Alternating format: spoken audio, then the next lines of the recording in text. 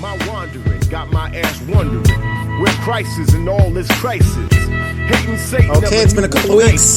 The Hot Seat Radio Show, we are back. A lot of stuff is going on. It has been the end of the school year.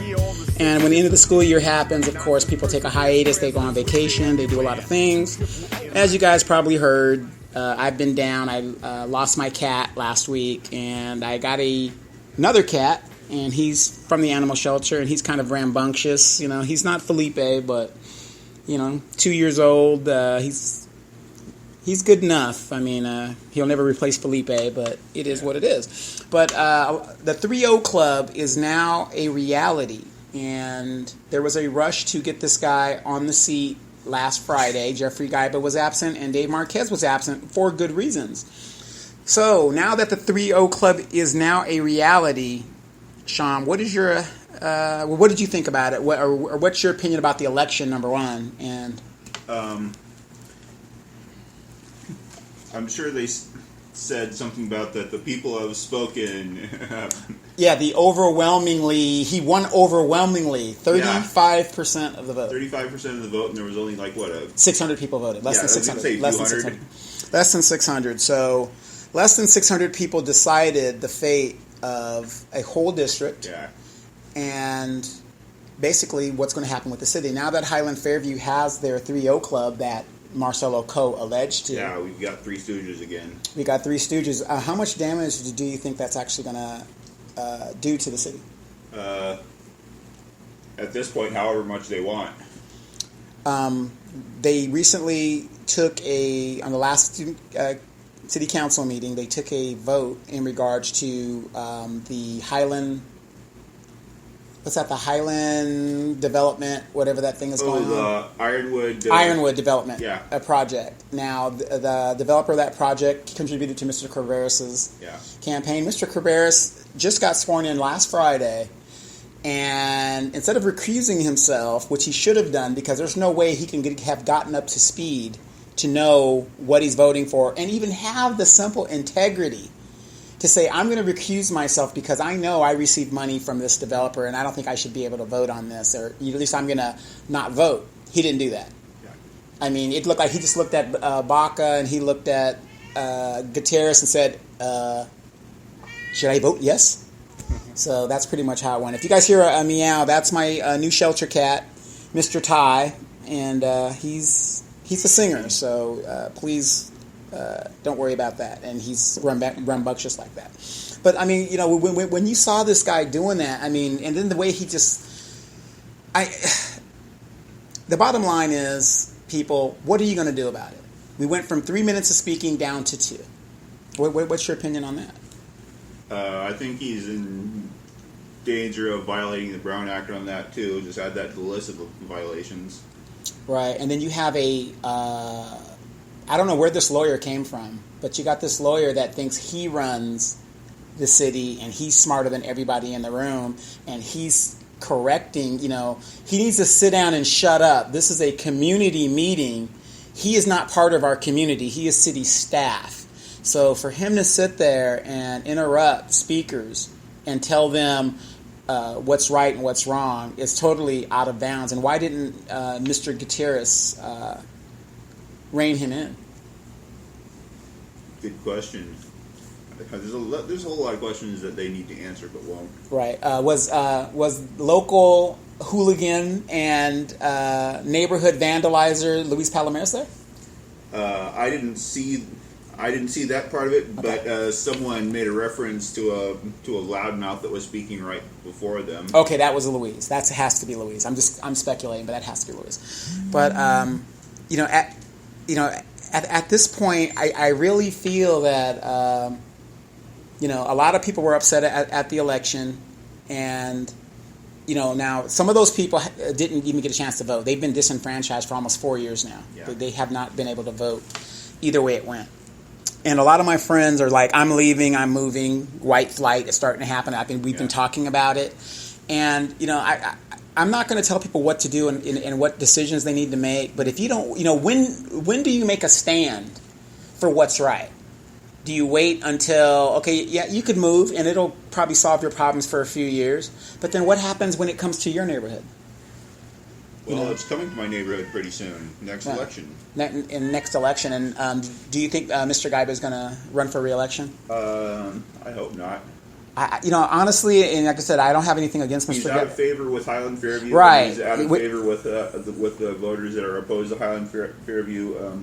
He doesn't really have a support base anymore. Right, that's what I'm saying. Without that Highland Fairview money, his chances of winning in that district is very, very low. Yeah. Guyba has hit his planned obsolescence just like Molina did.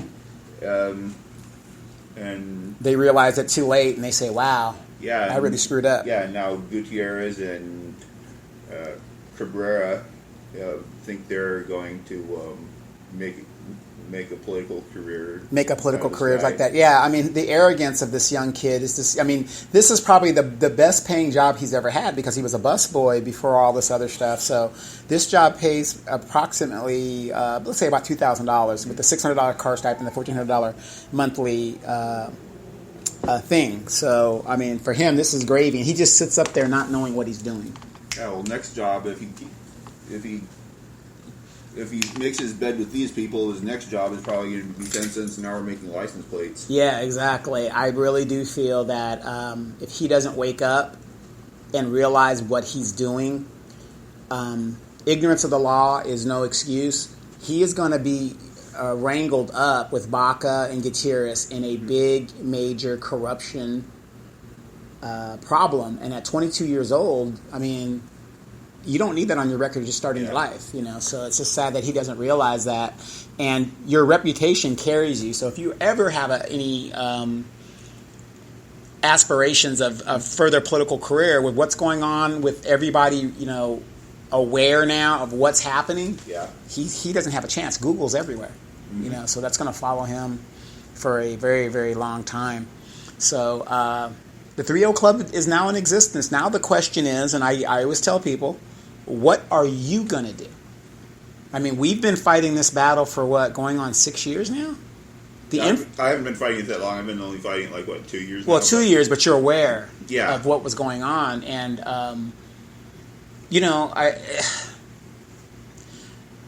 okay, for me, I live in Edgemont. The good thing about where I live is not much is going to change here. So I really feel bad for the people that have bought $500,000 houses, $400,000 houses, and you're going to have trucks and all this other stuff like that. Now here's what's up with Sunnymead Ranch and that big raid? I mean, it's like that's not the neighborhood it used to be either. Well, like I said, as the people with the real money decide to flee this town, you're going to have these squatters coming in and all these other people.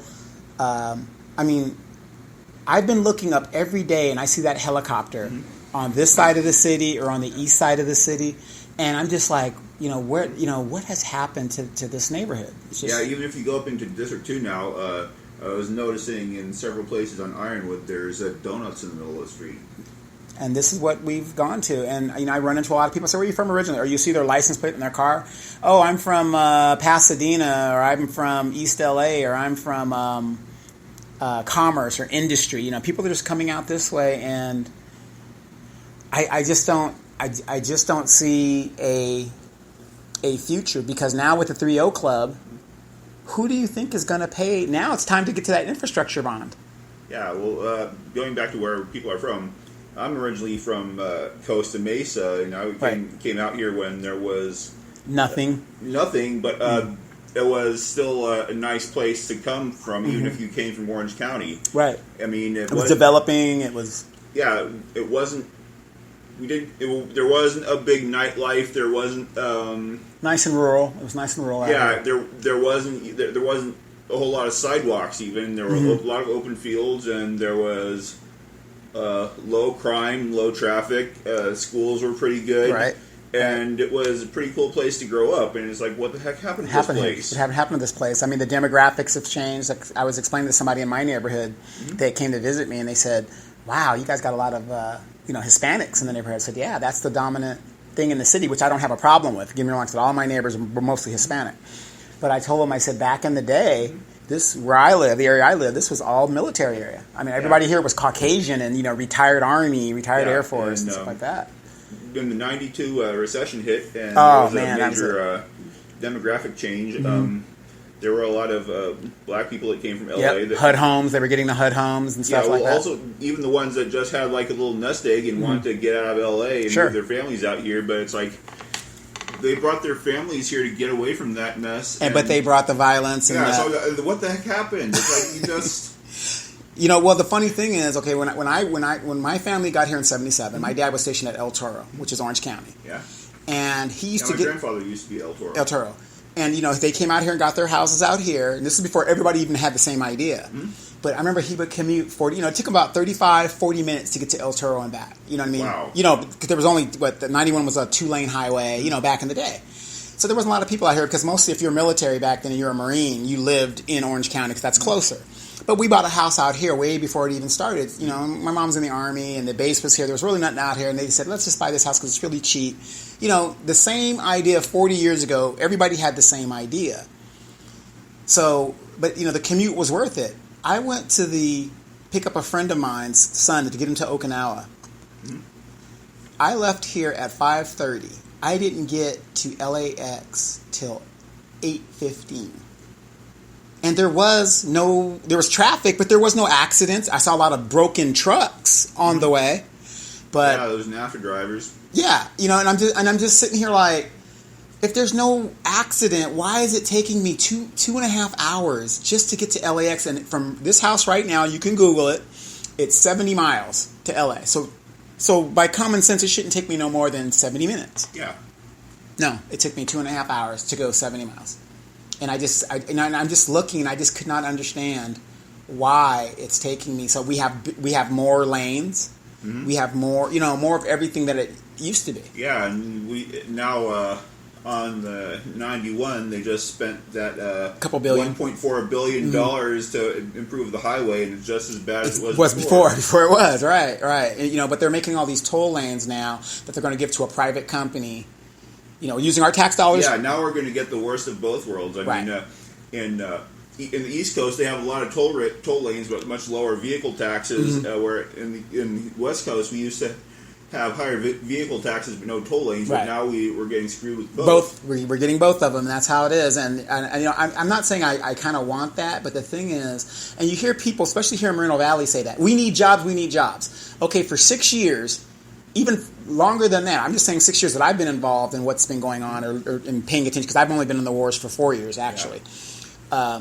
But I watched 2 years previous to that before I got involved. Jobs. Okay, I've been watching for 6 years, but they've invested in warehouses over 12 years ago. Where are the jobs? Where are the jobs? I don't see anybody breaking ground for truck infrastructure, refueling stops, tire shops, transmission shops, getting ready for this WLC. I don't think it's going to happen, but I do believe he's going to do that infrastructure bond so that, that's a great investment. Quite frankly, the only truck infrastructure I expect to see is private companies running a wrecking business, because that's or towing business, right? Yeah, the only people that make money off of NAFTA trucks is the wrecking business, right. Because they don't get paid enough to maintain their trucks, so they've got these junk trucks. They're unskilled drivers. They often don't. They barely understand enough English to pass the test. I agree. And we give them licenses. Yeah, and so they're not safe. They don't know what they're doing. Their concept of economics is so screwed up to where they think that just because they've got money coming in and their wheels are rolling, they're making money, but it's not covering the bills. So they eventually sell the truck off to the next guy, and it's half put together. That's why you see them all broken on the side of the roads. Yeah, and so the wrecking companies are the only ones that really make money off of the trucking business. So, this way. So in your opinion, from the evidence that you've seen, do you actually think this WLC is going to be working? Because we've got all these warehouses, but all these people are still unemployed. What the hell's going on? The warehouses. I just want somebody, the WLC people, the Edoits. Please answer that question. We've been doing this for 12 years. Well, where is the revenue? The revenue is only going to come as long as people... it's kind of a paradox. The revenue is only going to as long as people work for less than it would cost to have a robot. But then again, when people are working that low, you're really not going to have revenue anyways. Right. That's what I'm saying. So this is not working. And warehouses thrive on part-time, temporary minimum wage labor. Right. But now that the robots are coming in, and this WLC is 25 years out, now that we know that technology 25 years from now is going to be better. Yeah. Why are we still investing in something that isn't going to exist? I know on Facebook there's been that University of Phoenix commercial a lot. I want people to go and watch that and think of that in terms of manufacturing in the World Logistics Center. Right. That's like a perfect example of like there were like in the commercial there were like 9 people working milling machines, and then eventually they were all those people are all laid off, and only one got a job as an IT administrator. That's exactly what's going to happen at the World Logistics Center if the thing is ever built in the first place. So and that's always been my question. Whenever I run into an Edo-It and we start talking about this or talking about that, I say we've been investing in warehouses for over 12 years. Where are the jobs? Where is the revenue? Because everybody that I'm looking around, they don't want to work at the warehouse, saying the same talking points that we're saying. It doesn't make money. Robots are coming in. I mean, and I'm not mad at a businessman who wants to bring in robots. Of course you're going to do that. The bottom line is the bottom line. I'm not against you making money. Because I would rather deal with a robot who I can work 365, no rights. I don't have to worry about paying them benefits or anything. None of that stuff. I just get me a high-skilled technician to maintain the robot, and I'm good. But unfortunately, with all these warehouses we have, and now you're talking about 25 years from now, you're going to build this WLC, but yet I don't see any infrastructure to even start. And there's no way you're going to have 20,000 jobs, 40,000 jobs, it's not going to happen. Is now. It's not going to happen. The way it works now, as a rule of thumb, with warehouses, you only have one person for every 10,000 square feet of of floor space. So if you work that out to like 4.1 million square feet, that only comes out to like 4,100, maybe 4,200 people. If it was under the labor demands of today, if it was built today and they were hiring today, it would only be about 4,100, 4,200 people, and it's going to be a whole lot less than that when it gets to 2035 or whatever. Assuming Ito's even alive back then to screw everybody over. Right. And it's just so sad because when this, if he gets the infrastructure bond, which I do believe that's where the aim is. Yeah. We are going to put the piping in for his thing because anything could be built. If this WLC is ever going to be built, you got to get piping out there. You have to. That's the first thing you got to do. Indemnify the city, have us pay for it. And the sad thing is, a majority of the people that are for this WLC, they're all renters. Most of them are renters. None of them are vested here. I mean, because I'm sorry, you can go up to anybody. Evan Moron lives with his mommy, so he doesn't have a house. It's very rare. Any of these people these so-called people that you talk to, they're renters. They don't even own their homes, so they have no intentions of staying here. I mean, I'm going to stay here. I own my home. Even if they're renters, it's not prudent to put it nicely to think, this community doesn't matter. You're living here. What are you doing? If you're going to live here, why not try and bring in better jobs and make it a better place to live? Well, because in America you got individuals, and if this is an interim stop for me, like right now, Sean, if you could move to Marietta or Menifee and pay $300 less than what you're paying where you're living now, and buy a house out there, would you stay in this place or would you move to Menifee with your family? I would move to Menifee, admittedly, yes. But I wouldn't like say, I'm going to screw this place over because it doesn't matter to me either. But when you have people who are first-generation immigrants or maybe second-generation immigrants, or illegal immigrants, they're trying to go farther east to get the American dream because, it's like me being from here.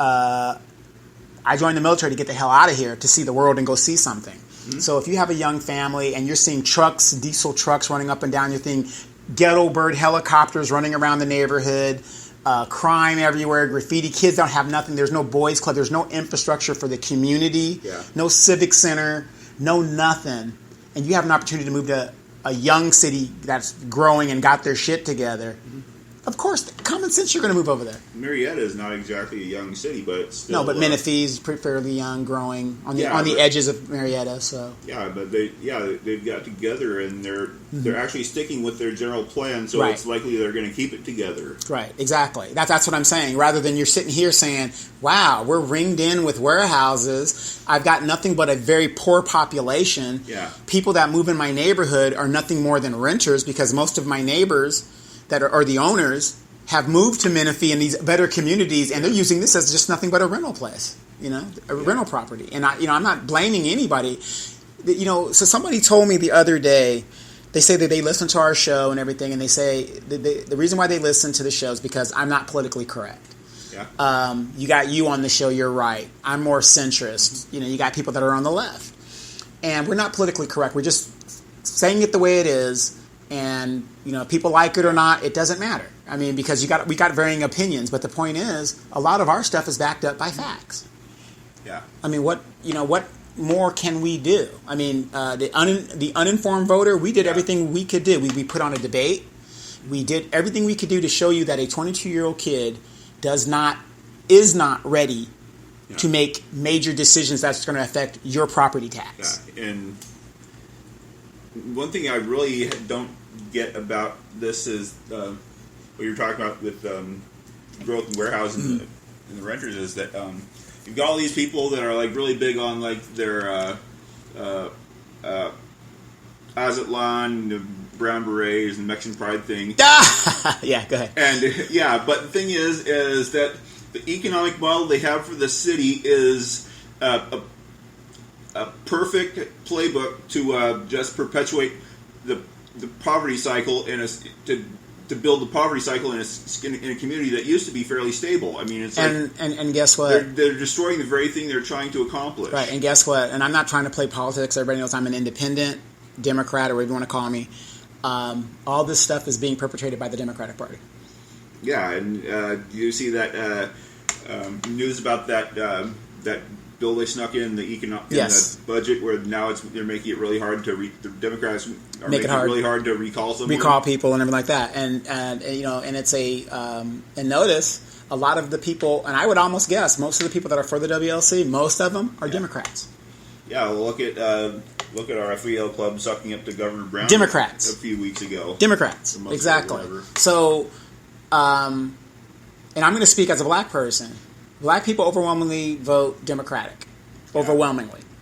But we're starting. A lot of us that have some sense. Aja for Congress, she's a Republican. Yeah. She knows what's going on. Yeah, like Senator Tim Scott said, he grew up a Democrat and never benefited him. It never benefits the Democratic Party. Preys on the poor, population that's trying to go. Whereas if people listen to the Republican message, they're saying do for self. Mm-hmm. Pick yourself up, start your business. Hector Diaz, he was a Republican, has his own business. Most people that are doing for themselves are Republicans, in my opinion, because I don't want a handout. Yeah, I need help for this, but like Mr. Trump, I just got a little $1 million loan from my dad to start out live in the 70s, which is probably equivalent to $3 million today, or more, if not more. But it's a little loan to him because that's his reality. And so if you got these Democrats, but also like Hillary Clinton, all that great talk about inclusiveness and it's a bunch of crap. It's a bunch of crap. It's gone. Trump did restore some funding to traditionally black colleges, and he gave Ben Carson the HUD job, which got someone that actually grew up in the projects running the place now. Right. But did you hear what he said? And I know this isn't a Donald Trump show, but he said, I don't want poor people in my cabinet. I mean, I can understand what he's trying to say, but I really feel that it's not diplomatic, but I think he wants people that know how to make money. Yeah, make money and get things done. Right, but unfortunately, a lot of people that make money do it illegally. They get stuff done, but it's behind closed doors. That's what Trump is finding out now. You just can't say this and say that, and it's going to happen. You can't run a government as a business. It'd be nice, but theoretically you can't do it because a government, this is what Trump doesn't understand, and most business people don't understand when they make that statement. When you're a business, you have a product. Government doesn't have a product. Yeah. When you're a business and you need money, it's either you're going to make it or you're going to fail. You just can't print money and there it is. A government, well, we no tried matter that. Yeah, and that's In a government, you can make money and put taxes on, and you can raise money, raise armies, and so that's why it's totally different. And you will never be able to rein government in and run it like a business because it will never be a business. Unfortunately, the people that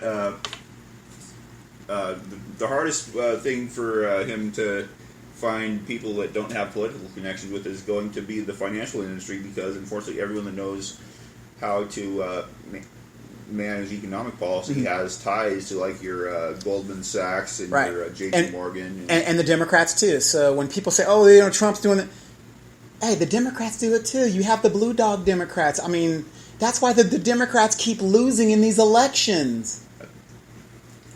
Yeah, they're getting corporate donations too. Yeah, but the moderate blue dogs and the Dixiecrats are pretty much gone now. Yeah, they're a small group. They're a very, very, very small group. But I bring that up to talk about the people on the dais. The three people on the dais are Democrats. And I think Dave is a Democrat. I'm not sure. Don't quote me on that. And Gaiba, I believe, is a Republican. I'm not exactly sure.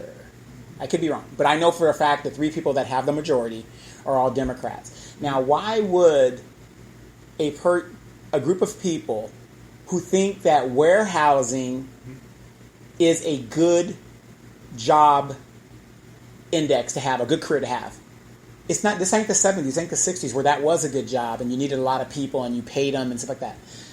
It's not the same. But that's interesting you mentioned Gaiba being a Republican, because I'm not sure, but I would think I'm pretty sure you're right. But the thing is that they're both they're all so indebted to the same special interest that you can't tell the difference. Right.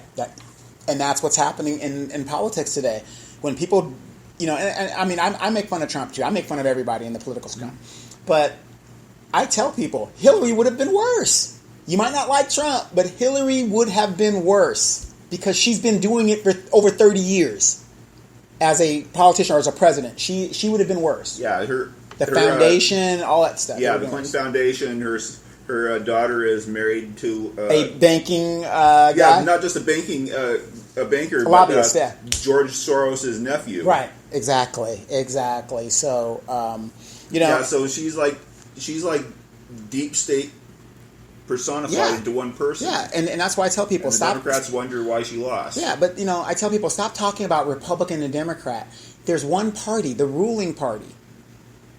And it doesn't matter who's in charge up there. They change the rules and they do this and they do that. It's all about their donors, the ruling party. And we are the suckers that keep fighting each other over what party we're in. We should put country before party. And like I said, I could disagree with you, Sean, for some things because you are things, and I don't agree with everything. But I'm going to respect your opinion and say, okay, well, I don't agree with that, but okay. But I learn something, every day in discussion. Yeah, I think the Republican Party would probably make some reforms if we could just get rid of a few people like Mitch McConnell, Ryan. Yeah, Paul Ryan. Yeah, they're saying that he's going to be challenged coming up really, really, really, really serious this time. So, because a lot of people aren't happy, but the Democrats, they need to get rid of Nancy Pelosi. You can't, you know what I mean? She's insane. They need to get rid of Pelosi. They need to get rid of the whole leadership. Yeah, the whole leadership, because you can't talk about the future. Ellison? Yeah, you can't talk about the future using the same old warhorse. I mean. How does that help you? Yeah, and right now, Wasserman Schultz is mixed up in a security breach scandal. Oh my God! Where she's trying to strong arm the DC Capitol Police Chief to give her back a computer that was involved in a hacking. Right, and and they confiscated it to do their thing. So that's going to be interesting as it comes out. But let's turn to this topic really quick. The Moreno Valley School Board. It was a lot of topics on Facebook about it. Now, again, I'm not really into it because I don't have any kids in the school district. I mean, not that I don't care, but it's really not my fight. People say, well, Don, you should be talking about that all the time. I will talk about what I want to talk about, and you pick your battle, I'll pick my battle, and we'll leave it at that. We could really use anyone listening. We could really use some people with a major stake in the school district, especially the special needs and IEP aspect of it. Absolutely, we really need your opinions. Absolutely. I mean, for what's going on, Roy. What's that guy? He says he's a real estate agent or whatever. He thinks he's so smart and everything. He's starting to do videos now. Mm-hmm. Now, I'm very flattered that people are now starting to say, well, look at Donovan's show grew and he's doing all these videos. Look at the people that listen to him. And probably Mr. Moron, forcible rape moron, Evan Moron, probably is all, I heard he had said, I don't understand why people listen to Donovan because he doesn't know what the hell he's talking about, blah, blah, blah, blah, blah. I never raped anybody by forcible rape, or that wasn't what the video said. My daughter did all that. What a scumbag. His daughter would have been like 1.5 or 2. Right, what a scumbag. She wasn't looking stuff up on YouTube. Yeah, Googling. She was crapping her pants. But what a scumbag to blame your children for things that you do. And don't sit there and tell me what my lying eyes saw. I saw you and heard you talk about forcible rape with the doll. Now, as a grown man, what are you doing playing with the grown doll? I don't know. And the reason I keep saying forcible rape moron or whatever, and people keep asking me, why do you keep calling him that? Because they're not aware that their children are in danger. Now, I have a degree in sociology. Yeah. I'm going to tell you, he exhibits personalities of a potential problem. I'm not going to say he's a rapist. Well, of course he's got narcissism. And he shows his lack of remorse, maybe as an antisocial personality too. Exactly. Now, as a parent, I would not want my child in a school district when you have people on the school board that think that forcible rape and all this other stuff is funny. But also, you keep saying forcible rape, but what also concerns me is the kidnap component. Yeah, the kidnap, exactly. That's what I want people, and there's a lot of parents out there that aren't paying attention because they're in the matrix, and they don't know that who this guy is. And again... Yeah, but if you take into the concept, if you also take into consideration his driving record... Exactly. The unusual misdemeanor offenses that he's had. Right. There's something loose. Really disturbed about him. Yeah, he has a antisocial personality where it's just, obviously he didn't make it in the Army, so maybe he can't follow orders. He lives at home with his mommy. I mean, these are all indications. What's interesting, though, is that I found out that if the military somehow discovers you have a combination of antisocial personality and narcissistic personality, they're going to automatically give you a medical discharge. Exactly. And that's why Mr. Moron does not want to show his discharge number or his code. And every time you ask him about that, there's silence. So I don't bring him up like that just to be mean or, I'm a bully. But there's a lot of people out there that don't know who this man is. They don't understand what's been going on. And every time they ask me, I tell you people, go to mvgordy.com. You can see the paperwork. You can see the video. Yeah, and his repeated Facebook posts that he's been ordered not to do. Right. And his trolling, his street rating videos. The sock puppet accounts. There's something wrong with his ability to, for one, impulse control, and two, think ahead. Right. This man is supposed to be an adult, and he's on the school board. I am concerned about that. And here's the bottom line for those people that are listening. If what I'm saying, if I was calling you a rapist or whatever I'm calling you, the N-word or whatever I'm doing, and I'm slandering you, because that's what I would be doing. Yeah. You would sue me, and for all the Edowits out there and stuff like that, ask yourself this. If what Donovan's saying is not true, why isn't the guy suing him? Because that's the easiest way to pull me off of Facebook and social media and hit me in the pocket. But he's not going to do that because he admitted to everything that was in the Press Enterprise paper. And that is exactly why. Yeah, and he said he made the videos. Right, for a comedy club which I don't know what comedy club where you're going to be using racial and homophobic slurs unless you're going to an annual KK rally, Aryan Nation rally, or something, because that would be funny there. But I don't think it would be funny in a regular club. Yeah, and if so many parents have concerns about his mental state, I mean, it's like he's not going to win a lawsuit in front of a jury of his peers. Thank you very much, and that's why I bring it up. So Mr. Moron was there, and Roy keeps bringing up the issue in regards to the money where the school board, Measure M, was for. Yeah. They're not going to build the 5th high school. So what? Just like Ito, things change. We didn't get Aquabella. Well, the economy's changed. This has changed. Da-da-da-da-da. So the school board can't change its mind or whatever. Oh, but they're using our money, whatever.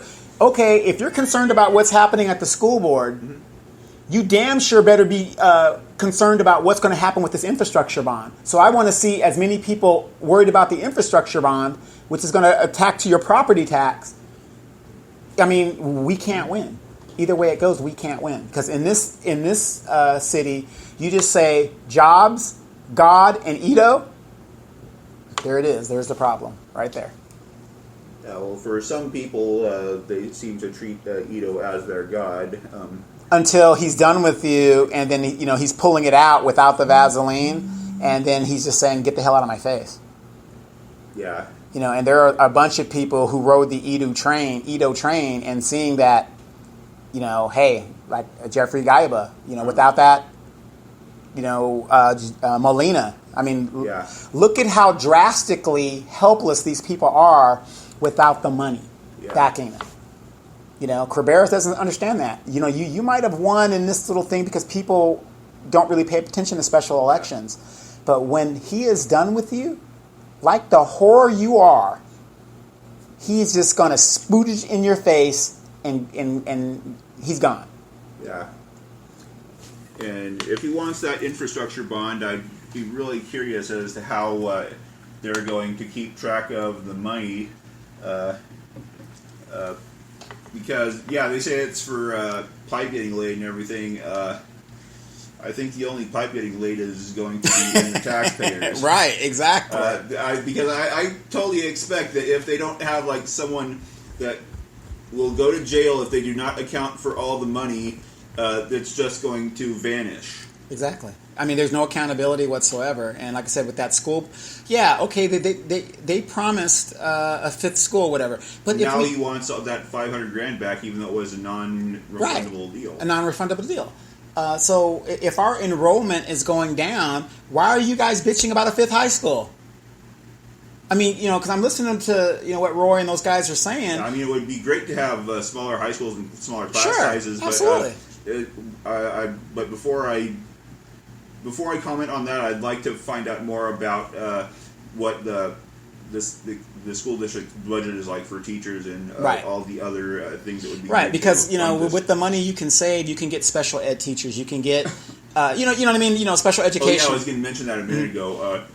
That's one other thing that baffles me about how Morgan got elected in the first place is his comments about special needs kids. That he had a plan to save a bunch of money by dissolving the special needs programs and implementing them into mainstream classes, and then just using like some sort of supervision to make sure they integrate.